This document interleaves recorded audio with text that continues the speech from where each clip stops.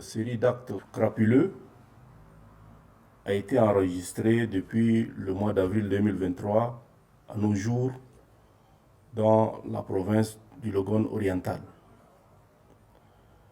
À la suite des malheureux événements de Gadjibian, où 5 morts civils et 13 bandits, dont 9 ne sont pas reconnus par les populations locales, le dernier événement regrettable en date du 4 mai est l'incursion clandestine en territoire tchadien de bandits en provenance du territoire centrafricain qui ont exécuté dans le village d'Oniati 3 bergers peuls, dont un jeune bouvier de 12 ans, égorgé et ses 70 moutons emportés à destination du territoire centrafricain. Les bandits se sont arrêtés au village d'Embo, en RCA, où 2 d'entre eux et le chef du dit village ont égorgé et mangé un des moutons emportés de Doniati. Les 2 bandits d'origine tchadienne et le chef de village, qui est un centrafricain, ont été appréhendés par les forces armées centrafricaines FACA et transférés à la brigade de Bemal, une sous-préfecture de la République centrafricaine.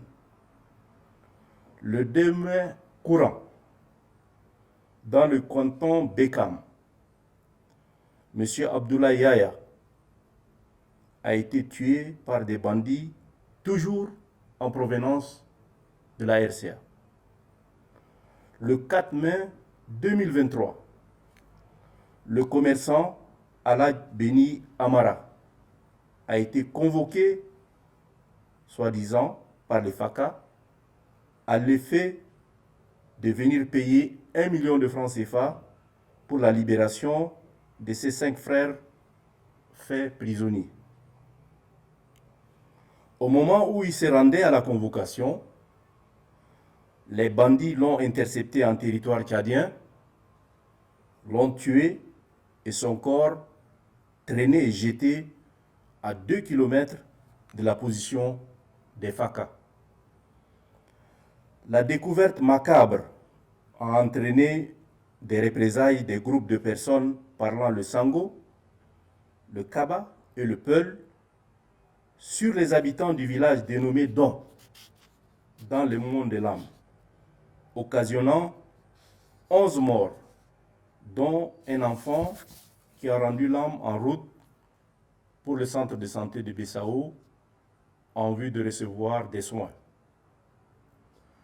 La prompte intervention des forces de défense et de sécurité, lancée à leur poursuite après leur forfait sur les populations civiles, a permis de constater leur repli en territoire centrafricain, d'où ils sont venus pour perpétrer les exactions atroces sur les populations du village Don.